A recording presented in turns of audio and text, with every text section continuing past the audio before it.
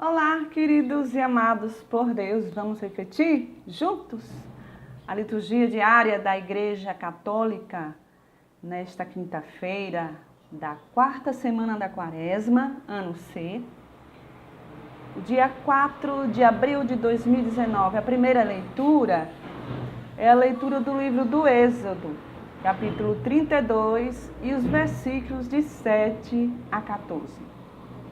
Naqueles dias, o Senhor falou a Moisés: vai, desce, pois corrompeu-se o teu povo, que tiraste da terra do Egito.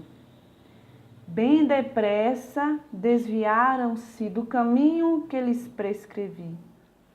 Fizeram para si um bezerro de metal fundido. Inclinaram-se em adoração diante dele e ofereceram-lhe sacrifícios, dizendo: estes são os teus deuses, Israel, que te fizeram sair do Egito.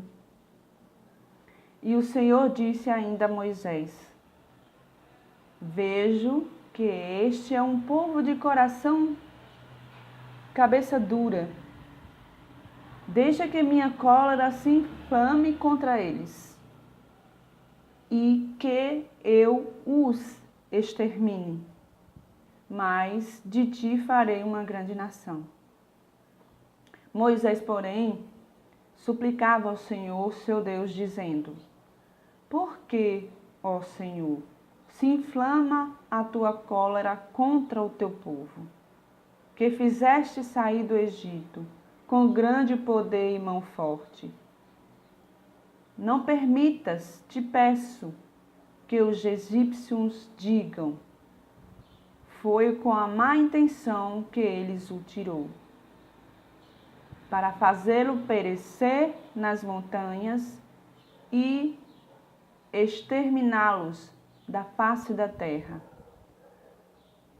Aplaque-se a tua ira e perdoa a iniquidade do teu povo. Lembra-te de teus servos Abraão, Isaque e Israel, com os quais te comprometeste por juramento, dizendo: tornei os vossos descendentes tão numerosos como as estrelas do céu. E toda esta terra de que vos falei, eu a darei aos vossos descendentes, como herança para sempre. E o Senhor desistiu do mal que havia ameaçado fazer a seu povo. Salmo 105. Lembrai-vos de nós, ó Senhor, segundo o amor para com vosso povo. Construíram um bezerro no Horebe e adoraram uma estátua de metal. Eles trocaram o seu Deus, que é sua glória, pela imagem de um boi que come feno. Esqueceram-se do Deus que os salvara, que fizera maravilhas no Egito. No país de Cã fez tantas obras admiráveis. No Mar Vermelho, tantas coisas assombrosas. Até pensava em acabar com sua raça, não se tivesse Moisés, o seu eleito, intercedendo junto a ele, para impedir que sua ira o destruísse. Vamos ao Evangelho de Jesus Cristo, segundo João, capítulo 5, e os versículos de 31 a 47. Naquele tempo, disse Jesus aos judeus: se eu der testemunho de mim mesmo, meu testemunho não vale. Mas há um outro que dá testemunho de mim. E eu sei que o testemunho que ele dá de mim é verdadeiro. Vós mandaste mensageiros a João, e ele deu testemunho da verdade. Eu, porém, não dependo do testemunho de um ser humano, mas falo assim para a vossa salvação. João era uma lâmpada que estava acesa e a brilhar. E a vós com prazer vos alegrastes por um tempo com a sua luz. Mas eu tenho um testemunho maior que o de João. Se as obras de que o Pai me concedeu realizar, as obras que eu faço, dão testemunho de mim, mostrando que o Pai me enviou. E também o Pai que me enviou dá testemunho a meu favor. Vós nunca ouviste sua voz, nem viste sua face, e sua palavra não encontrou morada em vós, pois não acreditais naquele que ele enviou. Vós examineis as Escrituras, pensando que nelas possuís a vida eterna. No entanto, as Escrituras dão testemunho de mim. Mas não quereis vir a mim para ter a vida eterna. Eu não recebo a glória que vem dos homens, mas eu sei que não tendes em vós o amor de Deus. Eu vim em nome do meu Pai, e vós não me recebeis. Mas se um outro viesse em seu próprio nome, a este vós o receberíeis. Como podereis acreditar, vós que recebeis glória uns dos outros, e não buscais a glória que vem do único Deus? Não penseis que eu vos acusarei diante do Pai. Há alguém que vos acusa, Moisés, no qual colocais a vossa esperança. Se acreditasseis em Moisés, também acreditaríeis em mim, pois foi a respeito de mim que ele escreveu. Mas se não acreditais nos escritos, como acreditareis então nas minhas palavras? Vocês notaram, você notou, uma semelhança da primeira leitura com o Salmo e o Evangelho? Eles falaram na primeira leitura que o povo se corrompeu e adorou um bezerro de ouro.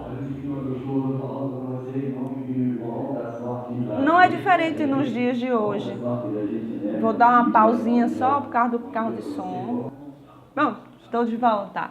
Sim, você viu a semelhança na primeira leitura. A primeira leitura fala do povo de Israel no deserto, que se corrompeu e fez bezerro de ouro, porque eles pecavam contra Deus, blasfemando e resmungando o tempo todo. Foi nessa época que Moisés foi para o monte Sinai, para o monte, e subiu, não é Monte Sinai, Monte Horebe. Subiu e ficou lá uns 40 dias, simbolicamente, uns 40 dias. Aí nesse meio tempo eles não acreditavam mais, eles ainda estavam com o costume dos egípcios. Os egípcios faziam imagens, pedras, bronze, de ouro, e se consideravam Deus. Então os egípcios não acreditavam em Deus e se consideravam eles mesmos um Deus. Então os egípcios, eles se gloriavam entre si. Gloriavam o homem se gloriava, adorava o homem. Hoje em dia não é diferente, não. Hoje em dia as pessoas adoram pessoas. Vocês não acham? E no Evangelho, derruba esse tipo de situação. O único que deve ser adorado é Deus, Jesus Cristo, Deus aqui conosco. Jesus fala, Jesus dá testemunho, as suas obras, os testemunhos oculares que viram as obras de Jesus Cristo, ressuscitar pessoas. Jesus é Deus, se tornou um de nós, para nos ensinar que só a Deus a gente deve adorar, não a um ser humano.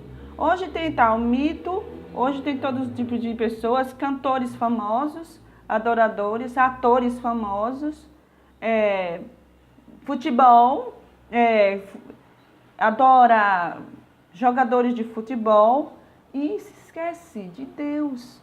Então eles colocam a glória no ser humano. Eles adoram reis na terra, pessoas consideradas famosas, que é um pecado. Deus mesmo tem uma visão de nós, de que somos somos todos iguais. Enquanto tiver o ser humano gloriando outro ser humano, glorificando outro ser humano, vai ter muita gente passando fome. E esse tipo de situação não agrada a Deus. Foi o que aconteceu no Egito. Um ser humano glorifica outro ser humano enquanto tem outros escravos, mantendo a glória daquele ser humano. A análise crítica da Bíblia na liturgia diária da Igreja Católica, ela é muito relevante nesse sentido. Nas políticas públicas, por que você vai adorar um presidente, um deputado? Por quê? Porque você tem que adorar, se matar de trabalhar para dar boa vida a esse tipo de gente que rouba o dinheiro público e deixa muita gente passando necessidade, ainda fica criticando, falando mimimi para cá, nhenhenhen para lá, e criticando um ou outro, chamando de vagabundo, um ou outro de vagabundo. E é adorado. É justo isso? Deus vê a agonia do povo pobre. Sem falar nos grandes empresários, esses são glorificados pelos próprios políticos. Esses são glorificados pelos próprios políticos porque ganham muito mais do que os próprios políticos. E eles estão juntos nessa história para roubar o sangue do pobre trabalhador. Porque ele sabe que vai tirar um tantinho de cada trabalhador na energia elétrica, na água, no transporte, em tudo, no seu salário. Vai deixar você passando fome. Um salário mínimo não dá para uma família, um homem sustentar 3, 4 pessoas numa casa. Principalmente aquele que não tem teto para pagar aluguel. Um salário mínimo não dá. Não dá. Eu sou aposentada, sou pobre, não pago aluguel e sei que eu tenho que fazer jogo de cintura para poder me manter com um salário mínimo.